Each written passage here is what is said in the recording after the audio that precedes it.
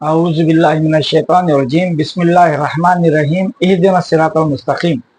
अल्लाह ताला हमें सीधा रास्ता बताए और उस पर चलने की तौफीक अता फरमाए, आमीन। पहले आप इस जाहिल औरत की बात सुने। फ्रेंड्स, पहले ये मौली साहब की बात सुनो, उसके बाद बोलूं।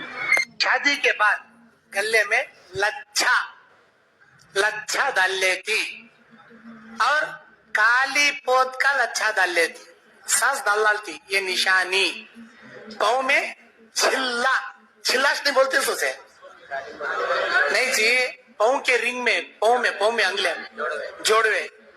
हाँ, हमारे सुने मौली साहब के बात। गले में लच्छा शादी के बाद, और पाँव में छल्ले की बदली छिल्ला। मौली साहब छिल्ला नहीं करे तो बात तुम्हारी जोरू को दूसरा बदल जाए, छिल्ला करा छोड़ डालो बेकार के बात। छपरी बात छोड़ को भाई का उनको अच्छी बात समझाओ। लच्छा रहा तो मर्द की निशानी, छल्ले रहे तो मर्द की निशानी। शायद तुम्हारी जोरू को तुम्हें डालने दिए नहीं, देख को बात दूसरा छिल्ला कर को तुम्हारी जोरू को बुला ले चल जाएगा। तो आपने इसकी बात सुनी।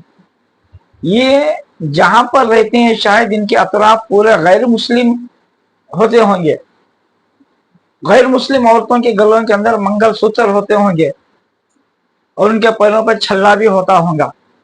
ये बेवकूफ समझती है जाहिल औरत कि इस्लाम इसकी इजाजत देता है कि जिसके गले में काला मंगलसूत्र हो या काला लच्छा हो, वो मुसलमानों का रिवाज है। मुसलमानों के औरतों के वास्ते इस तरह का कोई नहीं दिया गया है, ऐसा हुक्म ही नहीं है।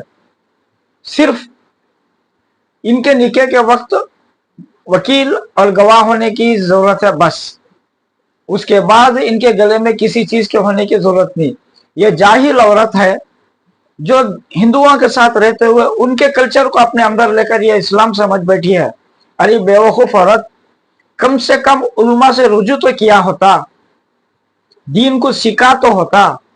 जबकि हदीस पाक में आता है कि हर मुसलमान बालिग मर्द और औरत पर दीन का सीखना फर्ज है। कुछ तो शर्म कर, अपनी बेहयाई को यूं दूसरे मर्दों के सामने नुमाया मत कर।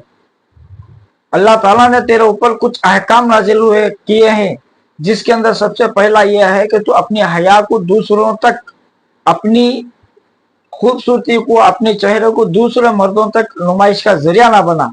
लानती औरत, शर्म कर। मैं आपसे गुजारिश करूंगा कि इस वीडियो को आम करें ताकि ऐसे फहाइश औरतें आने से पहले अपनी इस्लाह कर ले। तब तक के लिए अल्लाह हाफिज।